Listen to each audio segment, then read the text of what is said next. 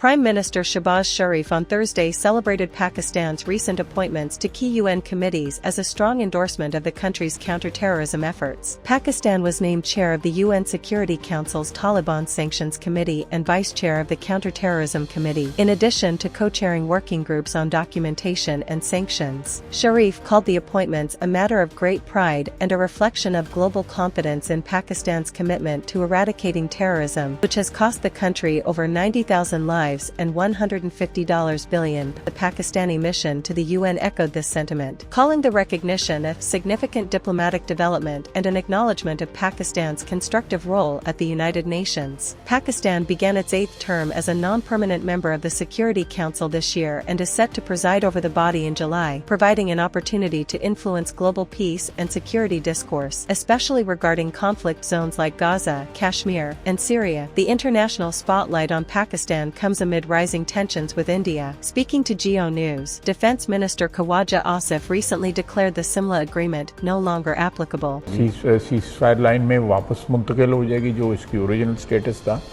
जो प्लेबिसाइट के जिस वक्त रेजोल्यूशन पास हुआ था 1948 में, उसके तहत ये सीज़फायर लाइन है। और ये सीज़फायर लाइन है और ये हिंदुस्तान के इक़दाम की वजह से मैं समझता हूँ कि शिमला माहिदे की जो एक सेंक्टिटी थी वो ख़त्म हो गई हुई है। और तमाम तर जो स्टेटस जो था शिमला माहिदे से पहले कि जी के बाइलैटरली मसाइल हल किए जाएँ, जो ये इस तरह के जो उसमें शिकें थी वो अब कोई एप्लीकेबल नहीं। माहिदा जो है वो एज ए होल जो है मैं समझता हूँ कि वो इस जंग के बाद जो अभी जो एपिसोड हुआ है उसके बाद जो है ना उसकी कोई वक़्त या कोई कदर कीमत जो है नहीं। Though the Foreign Office clarified that no formal revocation has occurred, meanwhile, Balochistan Chief Minister Sarfraz Bugti accused India's intelligence agency, RA, of funding insurgent activities in the province, describing the situation as an intelligence-driven war. देखिए, मैं from the day first इनको RA funded लश्कर कह रहा हूँ और आज से नहीं कह रहा हूँ कि ये जब से मुझे पोर्टफोलियो मिला होम मिनिस्ट्री का इन बलूचिस्तान सिंस 2013 और बिफोर दैट। और उसके लिए ये तो बहुत छोटे से एविडेंसेस हैं, रियासत के पास इससे बढ़कर बहुत सॉलिड एविडेंसेस मौजूद हैं, लेकिन ज़ाहिर है उनका अप्रोप्रिएट फोरम ये नहीं है जिस पर मैं और आप आज बैठे हुए हैं। तो ये फितरतुल हिंदुस्तान जो है उनकी वहाँ ख्वाहिश पूरी नहीं हुई, तो अब ये अपनी कोशिश में लगे हुए हैं कि जिस तरीके से उसके बाद उन्होंने खुजदार में बच्चों को शहीद किया और उनके ज़रिए ये शहीद कर रहे हैं और इनका नाम जब फितरतुल हिंदुस्तान हम कह रहे हैं, रीज़न ये है कि इनको प्लीज़ आप यहाँ इस्लामाबाद में बैठ के या बाकी पाकिस्तान में बैठ के इसको खुदारा बलोच से ना जोड़ें। बलोच की अपनी एक तहजीब है, बलोच का अपना एक तमद्दुन है, बलोच के अपने नॉर्म्स हैं। वो जंगी नॉर्म्स जो हैं वो सारे नॉर्म्स इन्होंने ख़त्म कर दिए हैं। और ये किसी पंजाबी की किलिंग नहीं कर रहे हैं, ये दहशतगर्द हैं जो पाकिस्तानियों की किलिंग कर रहे हैं। उसमें मासूम बच्चे हैं, औरतें हैं, उसमें तमाम उन लोगों को टारगेट करने की कोशिश कर रहे हैं, सिक्योरिटी फोर्सेस को टारगेट करने की कोशिश कर रहे हैं। और ये मुकम्मल तौर पर रॉ फंडेड इंटेलिजेंस ड्रिवन वॉर है against state of Pakistan. Amid these regional dynamics, a high-level Pakistani delegation, led by PPP chairman Bilawal Bhutto Zardari, is conducting diplomatic outreach in the US and Europe. The delegation stressed the need for dialogue with India, particularly on the Kashmir issue, and called for respect for international law and bilateral treaties such as the Indus Waters Treaty. Bilawal reiterated that sustainable peace in South Asia requires restraint, dialogue, and a just resolution to long-standing disputes.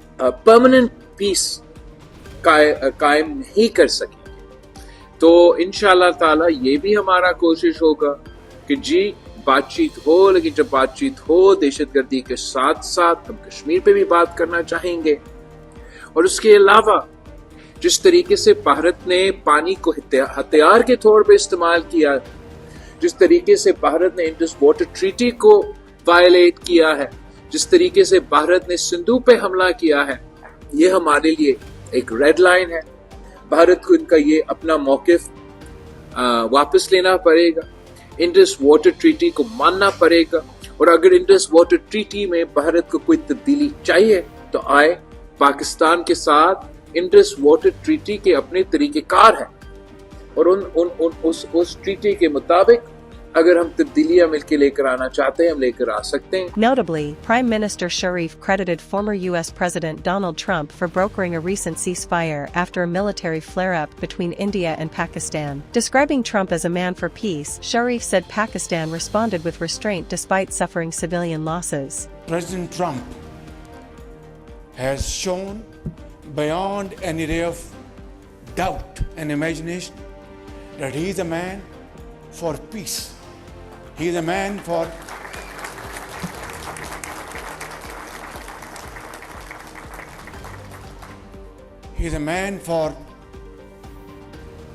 promoting peace and beneficial business deals.